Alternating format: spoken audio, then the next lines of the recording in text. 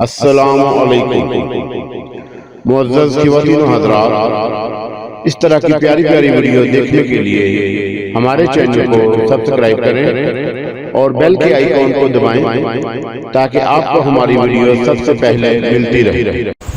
پھر اس کے بعد میں واپس گھر آ گیا۔ میرا گھر، میرا دیس، میرا سب کچھ۔ لیکن جہاں پہنچ گیا تھا وہ جگہ بہت عجیب تھی۔ کئی گھنٹے تک اپنی مسحری پر دراز آنکھیں بند کیے سوچتا رہا۔ دل چاہ رہا تھا کہ نیند آ جائے، دماغ تھوڑا سا پرسکون ہو جائے، لیکن ان خیالات میں بھلا نیند کہاں سے آتی؟ سوچتا رہا، بہت کچھ سوچتا رہا۔ بہت سے کردار یاد آئے۔ سجنی، وہ محفل جس میں مجھے راج لیکھک کی حیثیت سے بلایا گیا تھا، کتنا عجیب ہے اس دور کے لیے۔ اگر یہ کہا جائے کہ تاریخی کہانیاں لکھنے والا ایک ادیب اس طرح تاریخ میں گر پڑا تھا تو لوگ کہکے لگانے کے علاوہ اور کچھ نہیں کہیں گے۔ یہی کہیں گے کہ زیادہ سوچتے ہوئے بیچارہ دماغی مریض بن گیا۔ اب ایسے ہی فضول باتیں نہیں کرے گا تو اور کیا کر سکتا ہے؟ اس وقت شاید مغرب کا وقت ہو رہا تھا۔ میں نے فریج میں جا کر کھانے پینے کی چیزیں تلاش کی اور یہ دیکھ کر دنگ رہ گیا کہ فریج میں جو چیزیں میں نے رکھی تھی وہ جوں کی توں پڑی تھی، گویا وقت نہیں گزرا تھا۔ ہر چیز تر و تازہ تھی۔ ایسا کچھ مل گیا جسے فوری طور پر پیٹ کی آگ بجھانے کے لیے استعمال کیا جائے تو میں نے اسے زہر مار کر لیا۔ کچن میں جا کر میں نے اپنے لیے بہت عمدہ قسم کی کافی ضرور بنائی اور اس کی کئی پیالیاں چڑھا گیا۔ سوچنے کے لیے دل نہیں چاہ رہا تھا، بس سو جانا چاہتا تھا۔ کبھی کبھی بے خوابی کی کیفیت پیدا ہو جاتی اور اس کے لیے میرے پاس خواب آور گولیاں بھی رکھی ہوئی تھی اور میں نے ان میں سے 2 گولیاں نکال کر پانی کے ساتھ کھائیں اور بستر پر لیٹ گیا اور مجھے نیند آ گئی۔ رات پرسکون گزری تو صبح کو طبیعت بہتر تھی، مگر انگڑائیاں آ رہی تھی، ٹوٹی ٹوٹی سی کیفیت تھی۔ میرے ہونٹوں پر مسکراہٹ پھیل گئی۔ سجنی یاد آ گئی جس نے راج لیکھک کی حیثیت سے مجھے غسل دے کر تیار کیا تھا۔ پھر وہ تمام شوخ لڑکیاں جن کی آنکھوں میں جوانی ناچتی تھی، وہ سب میرے ارد گرد تھیں۔ جس کی طرف اشارہ کرتا وہ میری قربت میں آ جاتی۔ لیکن خیر، یہ بالکل الگ بات تھی کہ میں کوئی بے کردار آدمی نہیں تھا۔ حسن و جمال کی دلکشی مجھے بھی عام انسانوں کی طرح متاثر کرتی، لیکن یہ نہیں کہ اس کے لیے در بدر ہو جاؤں۔ کروتی کو کشکا کی حیثیت سے دیکھا اور وہ اس قدر حسین تھی کہ انسان بے خود ہو جائے۔ وہ میرے پاس جس حیثیت سے آئی تھی اس کی کہانی بھی طویل ہے، جسے میں آہستہ آہستہ آپ کو بتاؤں گا۔ اب بھی وہ ایک پروقار لیکن کس قدر عمر رسیدہ عورت کی حیثیت سے میرے سامنے تھی، لیکن اس قدر دلکش کہ اسے ایک مکمل عورت کہا جائے، نسوانیت کی دلکشی سے بھرپور۔ نوجوانی کی عمر ایک الگ حیثیت رکھتی ہے، اور وہ عمر جس میں میں نے اسے کشکا کے روپ میں دیکھا تھا، مگر وہ کہاں رہ گئی؟ کیا گوتم بھنسالی نے اسے کسی عذاب میں گرفتار کر دیا؟ اس نے مجھے تو واپس میری دنیا میں بھیج دیا، لیکن خود شاید تاریخ کی قیدی بن گئی۔ تھوڑا سا دکھ ہوا۔ سوال یہ پیدا ہوتا ہے کہ اب کیا کیا جائے؟ زندگی میرے سامنے رواں دواں تھی، اپنی دنیا، اپنے ماحول میں میرے لیے بہت کچھ تھا۔ دلکشی، خوشیاں، دوستیاں، بہت سے دوست، میرے مداح بھی تھے اور جن کی طرف سے مجھے موبائل فون پر پیغام ملتے رہتے۔ کسی محفل میں جاتا، ایک ادیب کی حیثیت سے پہچان لیا جاتا تو مجھے میرے مداح میرے گرد جمع ہو جاتے، میرے آٹوگراف لیے جاتے۔ مجھ سے پوچھا جاتا کہ میں نے تاریخ کا مطالعہ کس طرح کیا، اور آج مجھے ہنسی آئی تھی۔ بس تاریخ کے کچھ واقعات میں اپنی کہانیاں سمو کر اپنے کرداروں کو بھی تاریخ کا ایک حصہ بنا دیتا تھا۔ لیکن اب جب میں نے ماں بھارت میں دروپدی کو دیکھا اور جس نے مشترکہ شادی کر رکھی تھی اور بہتر دن کر کے ایک شوہر کے ساتھ رہتی تھی، اور میں نے رانی گندھاری کو دیکھا، میں نے وریودھن کو دیکھا، اور پھر مہابھارت کا وہ دور دیکھا جس میں کائنات کی سب سے بڑی لڑائی ہوئی اور لڑائی کتابوں میں محفوظ تھی، تب میرے دل میں ایک خیال آیا، کیوں نہ میں ایک کتاب لکھوں؟ ویسے تو میں نے ہندو میتھالوجی میں بھی بہت سی کتابیں لکھی تھیں، देवियों देवताओं और जादुई टूनों पर, काली देवी पर, दुर्गा देवी पर, गणेश जी पर और ना जाने किस किस पर मैंने राम लीला लिखी थी, लक्ष्मण सीता और राम प्राण के बिनबास पर, और ये सब कुछ लिखा था मैंने। और हकीकत ये है कि मैंने उनको लिखने के लिए उन किताबों से मदद ली जो हिंदू धर्म में बुनियादी हैसियत रखती हैं। लेकिन अब अगर मैं महाभारत लिखूं तो वो इतनी असली होगी कि शायद बहुत सारे हिंदू अदीबों से भी ना लिखी जाए। मगर सवाल ये पैदा होता है कि कायनात सिर्फ हिंदू माइथोलॉजी में तो कैद नहीं, और उनकी लाखों देवी देवताओं से तो ये दुनिया आबाद नहीं हुई।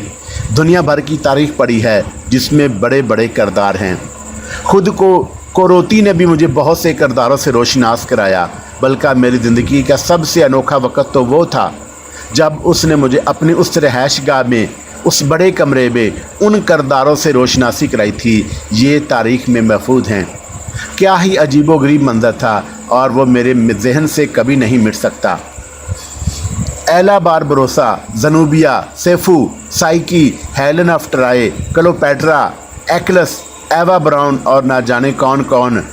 चौंका तारीख से मुझे काफ़ी शनासाई थी। उन किरदारों के भी मैंने नाम सुने थे, थोड़ी बहुत मालूमात भी थी उनके बारे में, लेकिन ज़ाहिर है कि वो इस कदर मुकम्मल नहीं। हाँ, अगर अब मैं किसी हिंदू देवताओं के बारे में लिखूं तो वो ज़्यादा मौसर तहरीर हो सकती है मेरी।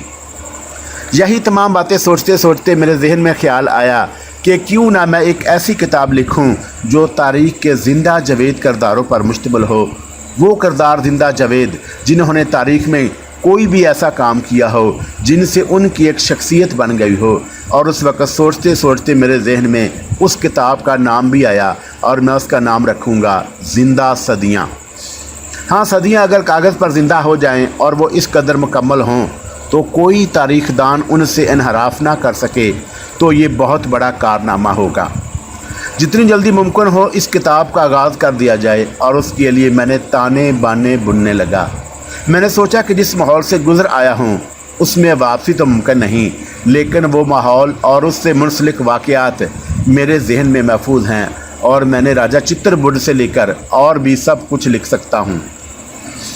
मैं तैयारी में मसरूफ़ हो गया। कई दिन तक दिल पर गिराम माज़ी नक्श रहा।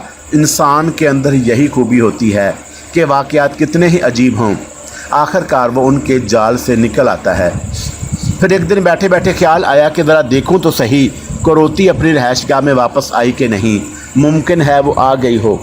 हालांकि वो जिन पुर इसरार सलाहियतों की मालिक थी, उनके तहत उसे मेरे पास आ जाने में कोई दिक्कत नहीं होती। लेकिन फिर भी दिल ने कहा कि एक निगाह तो देख लिया जाए। रास्ता मुझे याद था। वो रहायशगाह शहर के एक इलाके में ज़रा अलग थलग वाक़या थी, और मुझे वो रास्ता अच्छी तरह याद था। होशो हवास के आलम में वहाँ गया था और होशो हवास के आलम में ही वापस आया था। चुनाचा एक दिन तैयारियां करके चल पड़ा और वहाँ पहुँच गया। इलाका मुझे अच्छी तरह याद था, लेकिन वहाँ पहुँचने के बाद मैं हवास बाख्ता हो गया। मेरी निगाहें इधर उधर भटकने लगीं। आसपास की सारी चीज़ें जो कि तो मौजूद थी, लेकिन वो जगह जहाँ करोती मुझे ले गई थी एक वीरान और पुराने तर्ज की ईंटों के एक खंडर की शक्ल में नज़र आ रही थी। मैं देर तक इधर उधर नज़रें दौड़ाता रहा, रास्ता तलाश करता रहा, इस ख्याल के तहत कि मुमकिन है मैं गलत जगह आ गया हूँ और वो कोई और घर हो।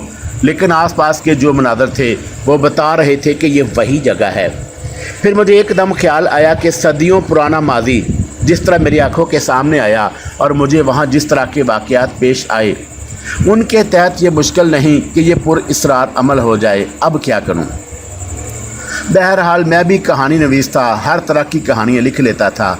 बहुत से ऐसे मनाज़र मेरे अपने तख्लीक करदा थे जो इंसानी दिल को दहला दें, और ज़ाहिर है कि मेरी सोचें आसमान से नहीं उतरी थीं। उन मनाज़र का तसव्वुर किया जा सकता था जो गैर हकीकी हों बल्कि गैर यकीनी। इमारत का दरवाज़ा मौजूद था और मैं उस खंडर में दाखिल हो गया। हर तरफ वीरानी और सन्नाटे का राज था। हर तरफ झाड़ियाँ उगी हुई थी जैसे सदियों से उन पर किसी ने तवज्जो ना दी हो। मैं आगे बढ़ता रहा, एक कमरा, दूसरा कमरा, तीसरा कमरा, लेकिन मुझे वहाँ कुछ नज़र नहीं आया। लगता ही नहीं था कि ये वही इमारत है। और वो कमरा भी देखा जहाँ मैंने मादी की दास्तानों को पर्दों की शक्ल में और इंसानों की शक्ल में देखा था। चप्पे चप्पे की तलाशी ले डाली, लेकिन वो जगह ना मिली जहाँ किताब थी। तकरीबन 1 से लेकर 1.5 घंटे तक मैं वहाँ किसी आवारा रूह की मानव चकराता रहा, लेकिन कोई निशान नहीं मिला। पता नहीं क्यों एक अजीब सी मायूसी का एहसास हुआ। वापस चल पड़ा और अपने घर आ गया। तबीयत पर एक उदासी तारी थी। मुझे यूँ लगा जैसे कोरोती मेरी अपनी कोई तख्लीक हो, मेरा अपना किरदार जिसे मैंने अजीबोगरीब शक्ल में लिखा हो। अब ये बात नहीं समझ पाएंगे कि किसी सच्चे अदीब से पूछिए कि कभी कभी उसे अपने किसी किरदार से किस तरह इश्क हो जाता है कि वो दीवानगी के हदूद में दाखिल होने लगता है। वो किरदार इस तरह उसकी ज़िंदगी में रच बस जाता है कि उसके हर लम्हे में वही किरदार उससे मुंसलिक हो जाता है।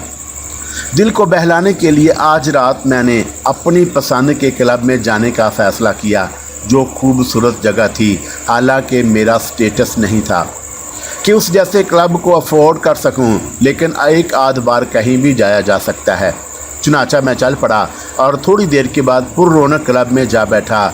बहुत से लोग शनासा थे, सलाम व दुआ हुई, लेकिन पढ़े लिखे लोगों की दुनिया में कुछ ऐसे मेज़ होते हैं, कुछ ऐसे मिनर्स होते हैं जिनका ख्याल रखा जाता है। यानी जब तक कोई आपसे खुद करीब होने की कोशिश ना करे, उस पर मुसल्लत नहीं हो सकते। मैं भी अपनी मेज़ पर तन्हा बैठ गया और मैंने अपने लिए एक मशरूब तलाश किया। मेरी निगाहें भटक रही थी, लेकिन फिर मैंने जो कुछ देखा उसने मुझे एक लम्हे के लिए मदबूत कर लिया। कुरोती एक खूबसूरत साड़ी में मलबूस एक मेज़ पर बैठी थी और उसका रुख दूसरी तरफ था, लेकिन मैं उसके नकूश एक लम्हे में पहचान गया। मेरा दिल धाड़ धाड़ करने लगा। गलत फहमी नहीं है, ये वो कुरोती ही है। फिर भी मैंने उसका इंतज़ार किया और थोड़ी देर बाद उसने रुख बदला तो मैंने उसके चेहरे को गौर से देखा। किसी वहम का तस्वर भी नहीं किया जा सकता। मैं सोचने लगा कि मुझे क्या करना चाहिए।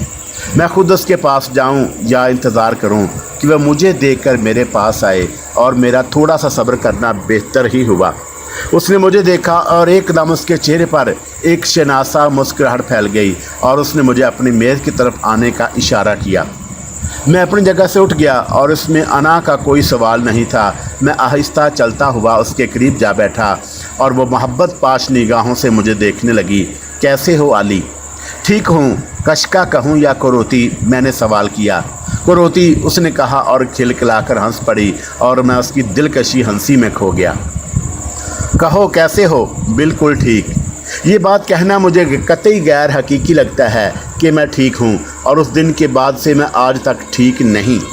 मुझे अंदाज़ा है, ज़ाहिर है कि वह सब कुछ तुम्हारे लिए अजनबी था। मुझे तो यूँ लगता है जैसे मैं अपने आप से भी अजनबी हो गया हूँ, मैंने कहा और वो हल्के से हंस दी। कैसा लगा वो सब कुछ? अनोखा, अजीब, और उस सब से ज़्यादा अजीब तुम।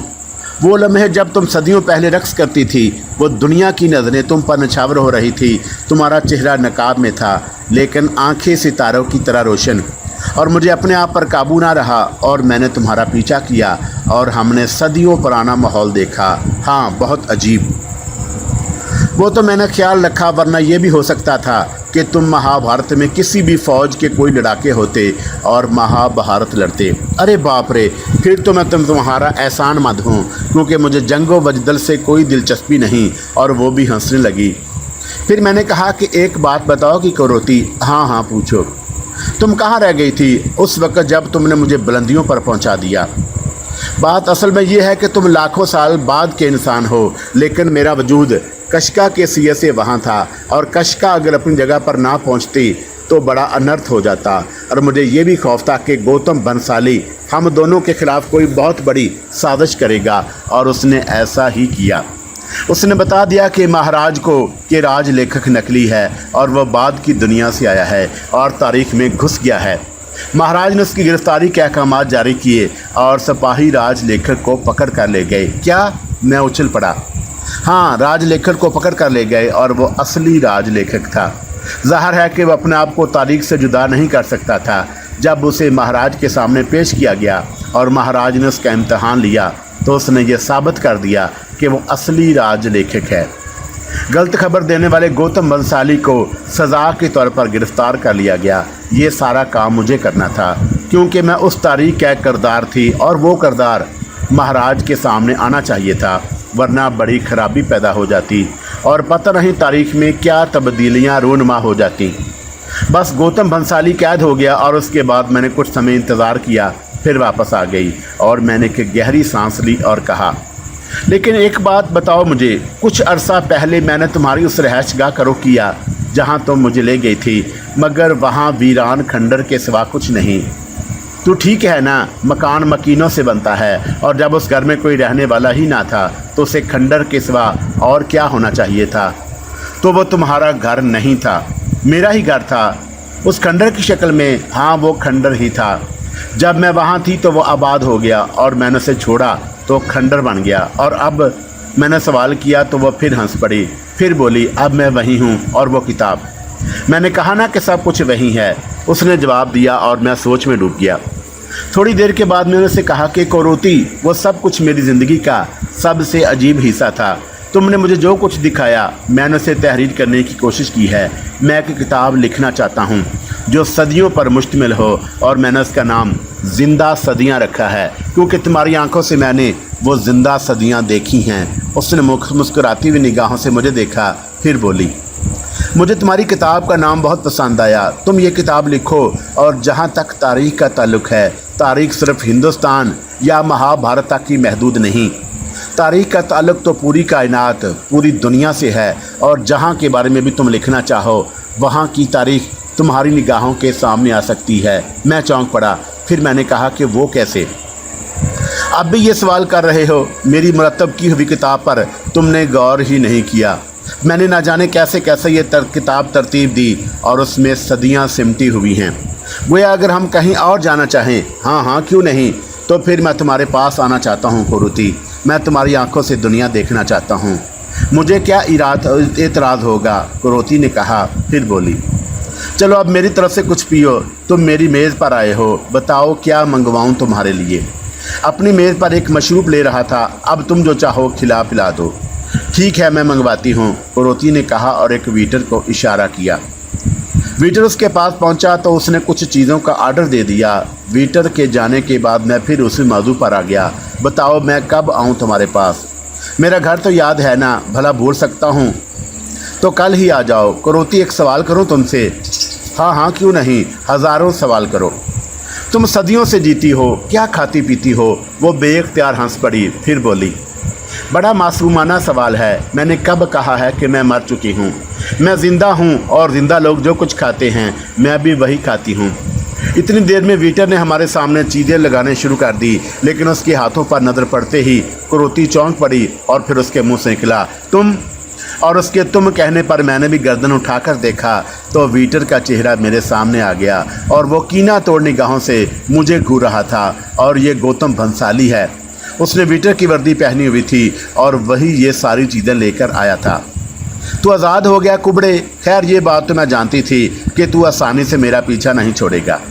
गौतम भंसाली ने कुछ कहा और खामोशी से तमाम चीज़ें रखने के बाद वो वापस चला गया। तो कुरुति बोली, इन चीज़ों को ऐसे ही रखा रहने दो, इन्हें इस्तेमाल नहीं करना। वो कुबड़ा शैतान ना जाने इसमें क्या कुछ मिलाकर लाया हो, और मुझे तो अगर वो जहर के ढेर भी खिला दे तो मेरा कुछ नहीं बिगड़ेगा, लेकिन वो तुम्हें अपना रकीब समझता है। अभी 10 मिनट के बाद हम यहाँ से उठ जाएंगे।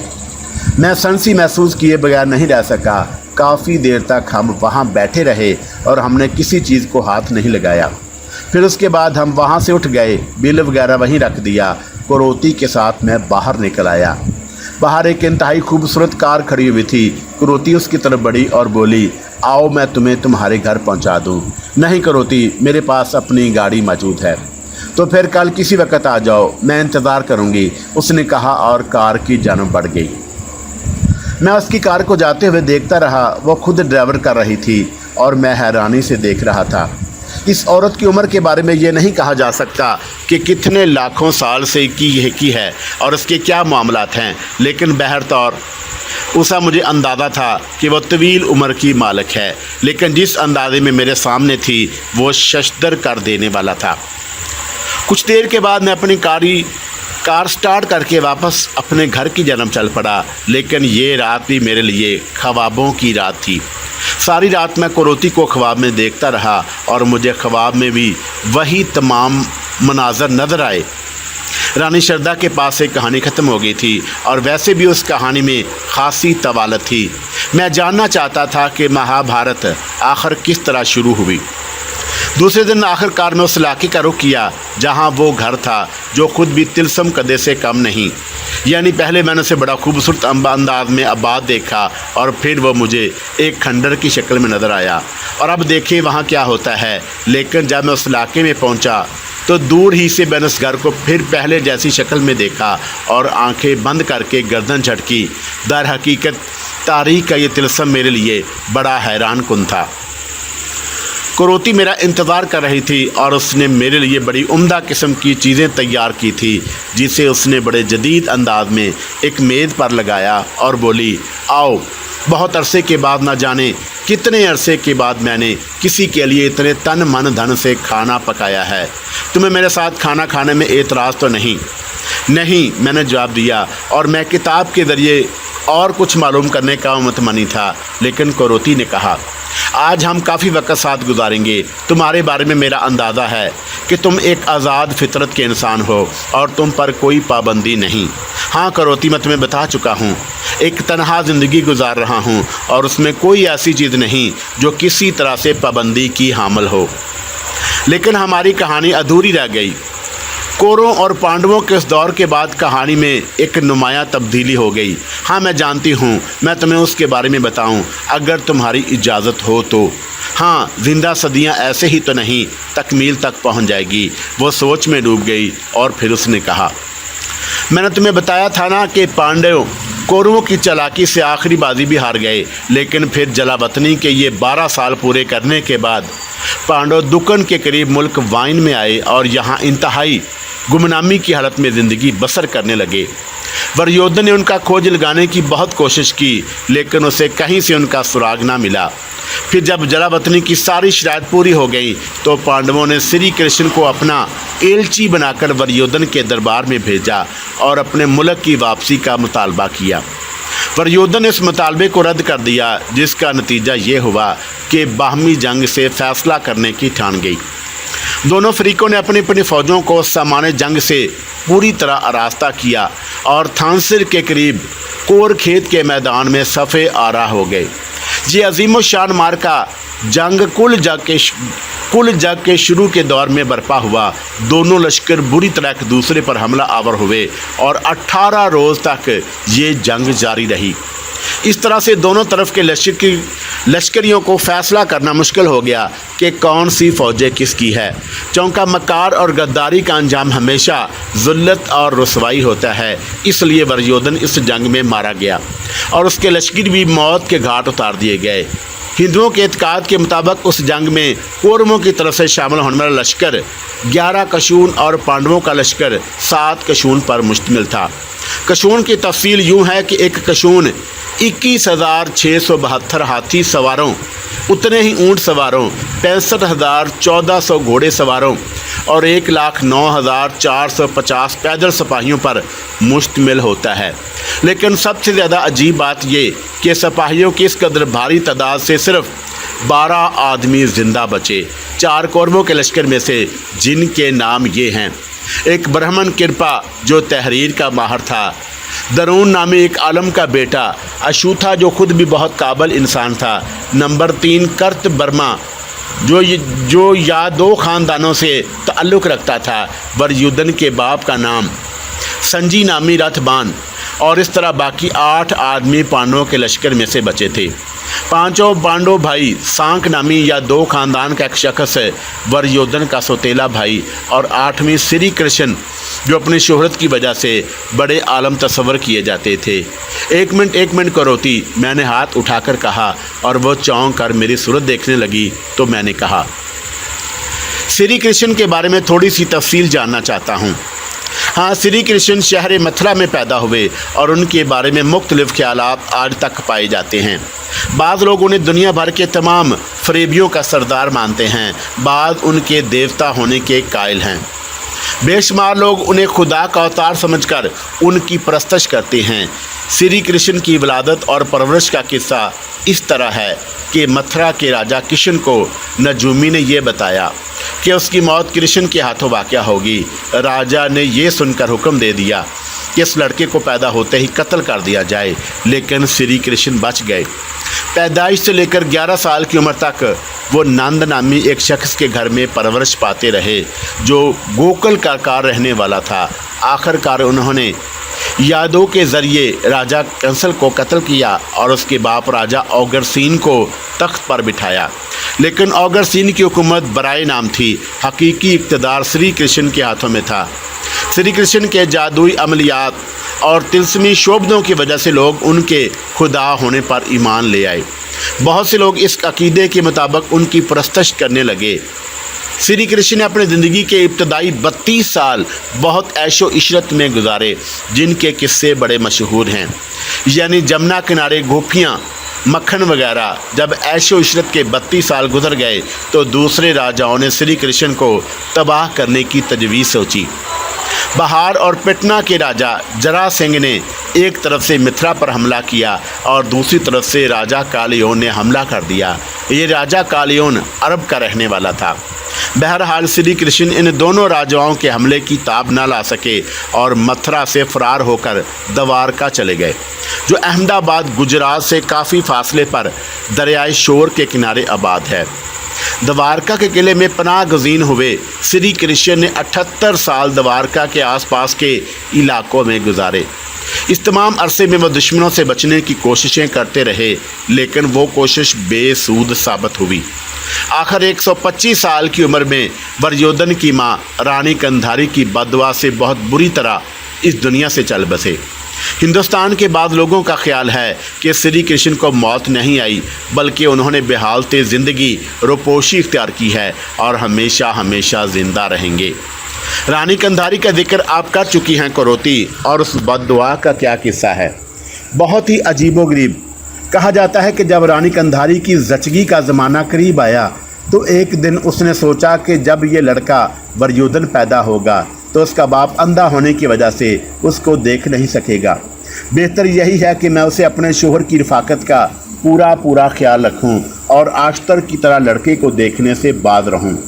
उस ख्याल की बिना पर जब दुर्योधन पैदा हुआ तो रानी कंधारी ने आंखें बंद कर ली और अपने बेटे के जिस्म पर निगाहें ना डाली, यहाँ तक कि वो जवान होकर तख्ते सल्तनत पर बैठा और लड़ाई का बेशुमार सामान लेकर दुश्मनों के मुकाबले पर मैदान जंग में आया। लेकिन रानी रोज़े अव्वल की तरह बेटे के दीदार से महरूम रही। जब लड़ाई का दिन मुकर्रर हुआ और ख़तरे की घड़ी करीब आई तो उससे एक रोज़ पहले कंधारी ने अपने बेटे दुर्योधन को बुलाकर कहा, मेरी ज़िंदगी के टुकड़े, मेरी जान, इंसान अपनी औलाद को हर तरह की आफात से और बलाओं से महफूज और बेखौफ रखता है। कल जब जंग शुरू होगी तो मुझे ये ख़तरा है कि कहीं तेरे नाजुक जिस्म को, जो ख़ास महफूज नहीं हैं, कोई सदमा ना पहुँचे। इसलिए तू बिल्कुल बेलबास होकर मेरे सामने आता कि मैं तेरे सारे जिस्म पर निगाह डालूं। दुर्योधन ने अपनी माँ से इस तरह उरिया होने का आने का तरीका पूछा तो माँ ने जवाब दिया, ऐ मेरे बेटे, इस ज़माने में अक्ल, सच्चाई और बुजुर्गी में पांडवों के बराबर कोई नहीं। तुझको चाहिए कि तू पांडवों के दरबार में हाज़िर होकर इसका तरीका दरियाफ़त करे। दुर्योधन की माँ का कहना माना और पांडवों के पास पहुँचा और उन्हें अपने आने की वजह बताई। पांडवों ने ये जानने के बावजूद कि दुर्योधन उनका जानी दुश्मन है, सच्चाई और तबीयत के इस्तक़लाल को मद्देनज़र रखते हुए जवाब दिया, फितरत का ये कानून है कि औलाद माँ के पेट से बिल्कुल बरहना पैदा होती है और वालिदैन की नज़र उसी तरह बरहना हालत में बच्चे पर पड़ती है। चौंका तेरी माँ ने अब तक तुझे नहीं देखा, इसलिए तुझे उसके सामने बरहना जाना चाहिए, क्योंकि उसके लिए तेरा वजूद अब भी वही हैसियत रखता है जो हैसियत के तेरी विलादत के रोज़ थी। लिहाजा तेरा यह फ़र्ज़ है कि तू अपनी माँ का कहना माने और उसके सामने बिल्कुल बरहना जाए, ताकि वो तेरे जिस्म पर पाक निगाहें डालकर मुझे तमाम आफात से महफूज कर दे। दुर्योधन ने यह नेक मशवरा हासिल करके उठा और अपने लश्कर की तरफ रवाना हुआ। रास्ते में श्री कृष्ण से मुलाकात हुई। उन्होंने कहा, इस तरह तनहा दुश्मन के लश्कर में आना खिलाफ मसलत है, आखिर तुम किस लिए आए थे? दुर्योधन ने उसके जवाब में तमाम वाक़या बयान कर दिया और ये सब सुनकर श्री कृष्ण ने अपने दिल में सोचा, ये तो बड़ा गजब हो गया। अगर दुर्योधन पांडवों के मशवरे के मुताबिक अपनी माँ के सामने बिल्कुल बरहना जाएगा तो माँ की निगाहों की तासीर से उसका जिस्म हर तरह की आफात से महफूज हो जाएगा और उसके जिस्म पर किसी किस्म का कोई वार कारगर ना होगा, और उसका नतीजा ये हुआ कि जंग में फ़तह इसी को नसीब होगी। ये हम लोगों को बिल्कुल तबाह व बर्बाद कर देगा। ये सोचकर श्री कृष्ण ने फरेब से कहका बुलंद किया और कहा, ऐ नादान शख्स, जो इंसान तुझे दुश्मनों से नेक मशवरे की तवक्का रखता है वो यकीनन अपने लिए गड़ा खोदता है। पांडवों ने तेरे साथ मजाक किया है, ज़रा तो खुद ही अपने दिल में गौर कर कि जब तू पैदा हुआ था तो उस वक़्त एक छोटा सा बच्चा था, अब नौजवान हो चुका है। भला तेरी गैरत तुझे किस तरह इजाज़त देगी कि तू बिल्कुल नंगा होकर अपनी माँ के सामने जाए। दुर्योधन श्री कृष्ण के फरेब में आ गया और उन्हीं से मशवरा हासिल करने लगा, और उस पर श्री कृष्ण ने कहा, पांडवों ने तुझे जो मशवरा दिया है इसमें कोई शक नहीं कि वो एक हकीकत है, लेकिन तू बस सिर्फ इतनी एहतियात कर लेना कि अपने गले में फूलों का एक हार सा पहन लेना ताकि तेरी सत्तर पोशी हो सके, और इस आलम बरहंगी में फिर तू अपनी माँ के सामने चले जाना। दुर्योधन को श्री कृष्ण का मशवरा पसंद आया और उसने उसी पर अमल किया और अपनी माँ के सामने जाकर कहने लगा, मैं हाज़िर हो गया हूँ मेरी माँ, अपनी आंखों खोलो माता जी और मुझे देखो।